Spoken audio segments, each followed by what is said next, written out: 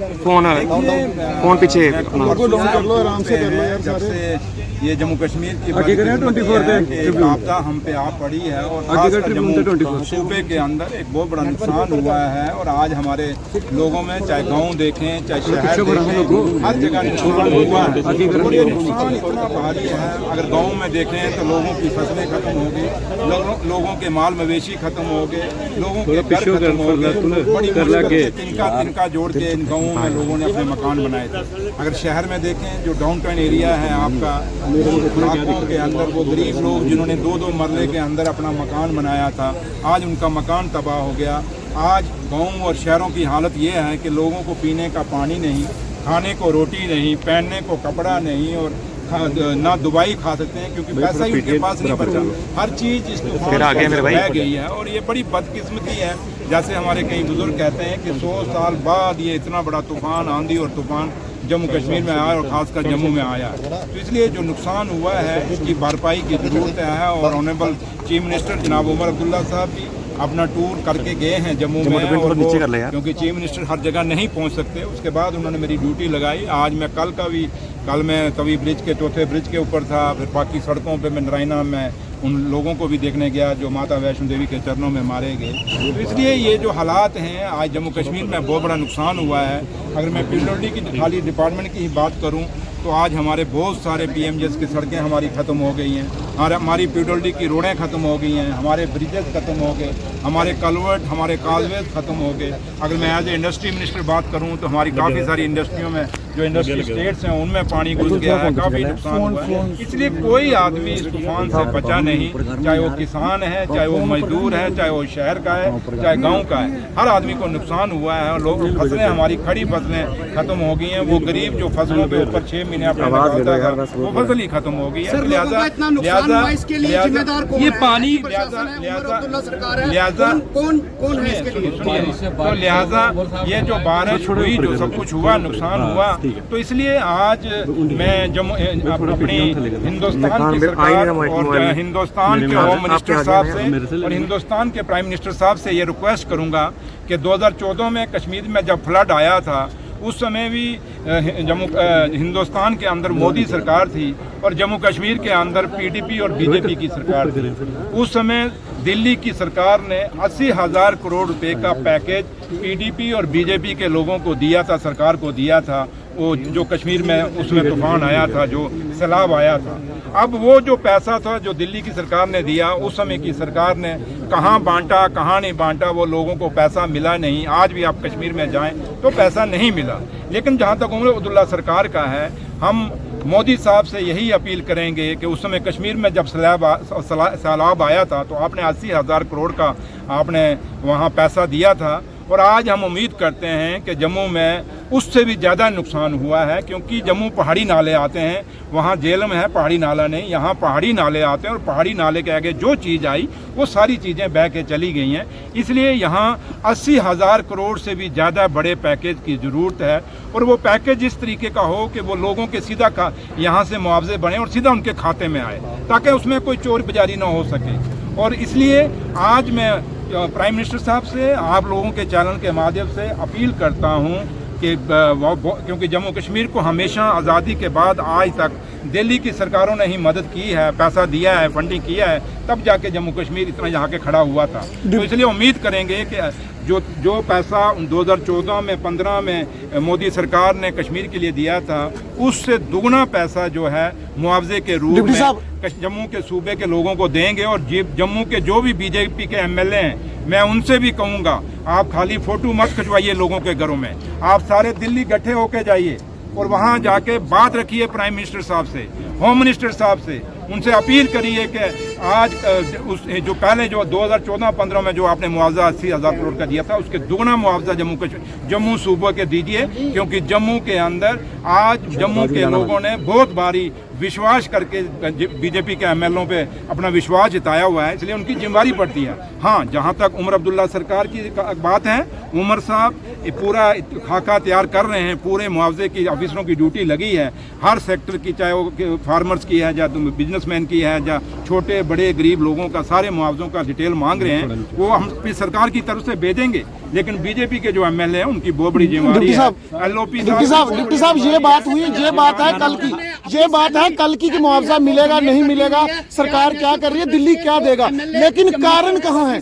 कारणों की बात कोई नहीं कर रहा। किन सर मैं पूछता हूँ सर, ये तो कल की बात। सर पंजाब के चीफ मिनिस्टर ने जो अपनी सैलरी है 1 महीने की डोनेट की है उनके मंत्रियों ने, क्या नेशनल, आपने बीजेपी के ऊपर सवाल उठाया, क्या नेशनल कॉन्फ्रेंस के विधायक मंत्री या चीफ मिनिस्टर अपनी 1 महीने की सैलरी जो बाढ़ प्रभावित लोगों को देंगे? जम्मू मुझे कहना नहीं चाहिए, यही बदकिस्मती है जम्मू के पत्रकारिता की। क्या तनख्वाह देने से जम्मू के मुआवजे पूरे हो जाएंगे? मैं कल कहूँगा सबको दे दूँ। बात ये है क्या एक एमएलए की सैलरी देने से क्या ये जितना बड़ा नुकसान हुआ है, ये एक ब्रिज नहीं बन सकता भैया? सवाल वो खड़ा करिए जिसका कोई मकसद नहीं। सवाल सुनिए भैया, अगर आप बात वो पूछिए जिस बात का कोई तुक हो। बेतुके सवाल पूछोगे मेरे पास जवाब ही कुछ नहीं हो, फिर मैं मुकरी जाऊंगा। नहीं सर, बात यहाँ है, यहाँ बात सैलरी किसी काटने की या मुलाजमों की सैलरी या एमएलए की सैलरी या काटने की जरूरत नहीं है। यहाँ एक बहुत बड़े पैकेज की जरूरत है। जहाँ तक आप बात करते हैं सरकार की, उमर अब्दुल्ला सरकार ने, उमर साहब ने परसों आके हर डीसी को 10-10 करोड़ रुपया दे दिया है कि जो इमरजेंसी बेस पे आप लोगों को मदद करिए। जो लोगों के घर में मलबे पड़े हुए हैं, जो लोगों को दवाई के लिए, रोटी के लिए पैसे चाहिए, इलाज के लिए पैसे चाहिए, उनको मदद करिए। उसके लिए 10-10 करोड़ रुपया दे दिया है। और उमर साहब ने जो लोग माता वैष्णो देवी के चरणों में मारे गए, उनको 6-6 हजार रुपया, 6 लाख रुपया उन्होंने अपने फंड में से दिया है। 6 लाख किसी की जान की कोई कीमत नहीं है। जो मर गया बेचारा, उसको 6 लाख दे के क्या करोगे? उस परिवार को क्या करोगे?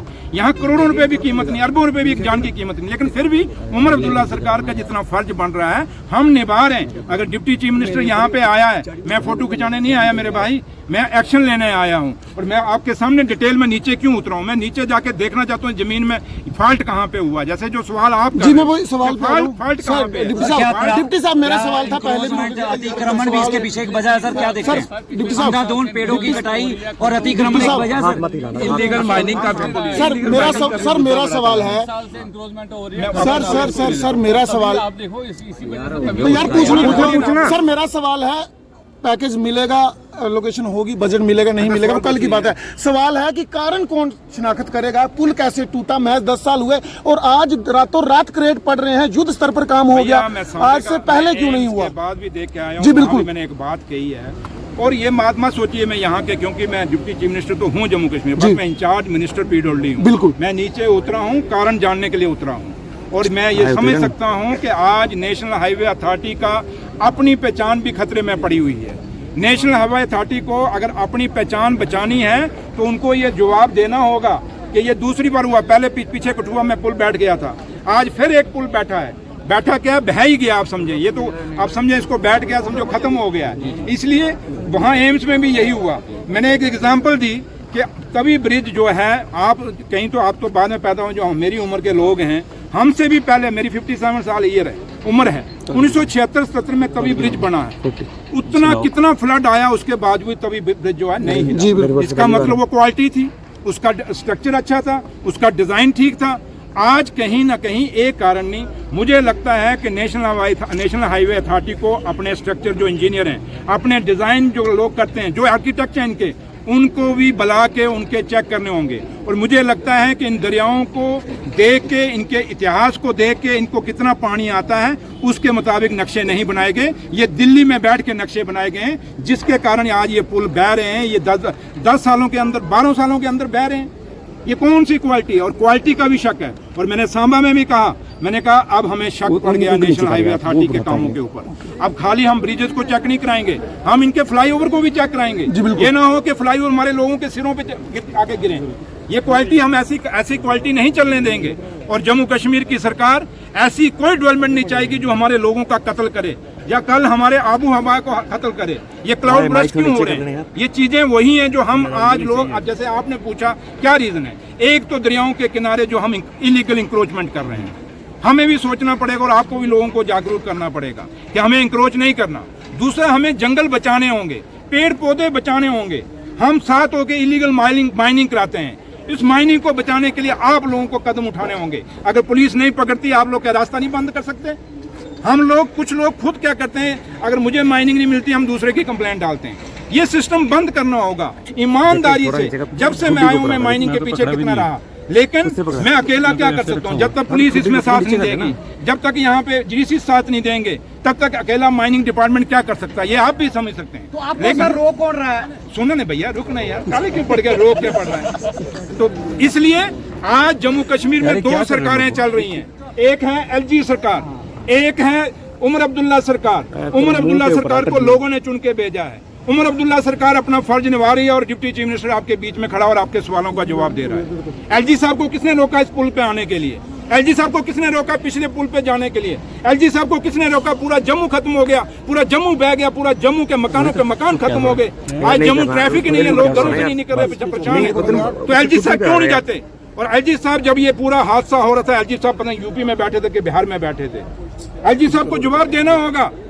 जब 22 शरण हुआ, पहलगाम हुआ, उसमें 82 दिन के बाद उन्होंने माफी मांगी। उसके बाद तब भी हमने सबक नहीं लिया। फिर माता मचेल का यात्रा जो हुई पार्डर में, वहाँ लोग मारे गए। जब हाई अलर्ट था, वो यात्रा रोकी क्यों नहीं गई भैया? यात्रा रोकनी चाहिए थी, नहीं रोकी गई। वो लोगों को मारा गया। डॉक्टर जितेंद्र सिंह भी आए थे कल आपके सामने। माता वैष्णो देवी पे लोग मारे गए। 35 लोग हमारे जो मेहमान थे, यात्री आए, वो तो मारे गए। कैसे मारे गए? चलो मचेल माता का तो श्राइन बोर्ड नहीं था, यहाँ तो श्राइन बोर्ड था। आप लोगों में से भी सबको पता, जो मैं भी बचपन में जब जाता था माता पे, जब दरबार में लोग ज्यादा होते थे, अधकौरी में ज्यादा होते थे, कटरा में यात्रा रोकी जाती थी। यात्रा क्यों नहीं रोकी गई? यात्रा की मूवमेंट क्यों नहीं बंद की गई? अगर लोग वापस ही आ रहे थे, उनको वहां दरबार में क्यों नहीं रोका गया? ये सवाल खड़े किस पे होते हैं? श्राइन बोर्ड का चेयरमैन कौन है? एलजी साहब, मनोज सिन्हा साहब। ये जम्मू कश्मीर की सरकार के अंडर तो नहीं है ना श्राइन बोर्ड?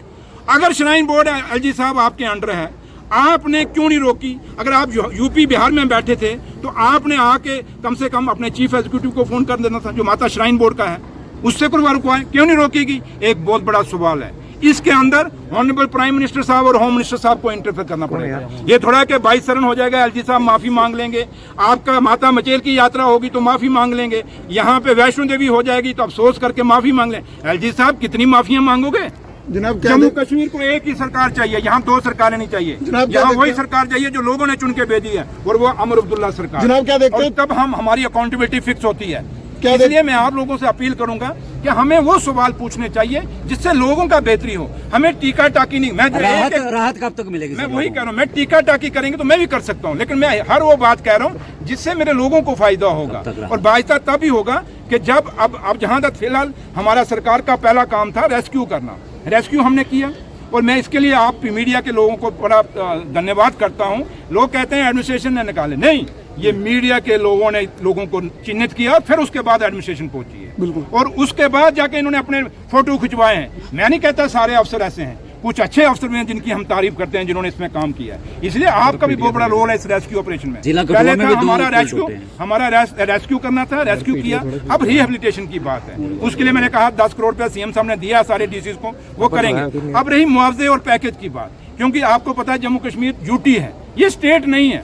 यूटी के रिसोर्सेज अपने हैं, स्टेट के अपने हैं, तभी तो हम बार बार स्टेट मांगते हैं। तो इसलिए अब दिल्ली की सरकार, ऑनरेबल प्राइम मिनिस्टर साहब और होम मिनिस्टर साहब की बहुत बड़ी जिम्मेदारी है, इसको नेशनल डिजास्टर का दर्जा देना चाहिए और एक बहुत बड़ा पैकेज जो है वो जम्मू को देना चाहिए, जिससे जम्मू दोबारा अपने पैरों पर खड़ा हो सके और इन लोगों का भला हो सके। वो गरीब जो दिहाड़ी लगा के अपने मकान बनाए और अपनी रोजी रोटी।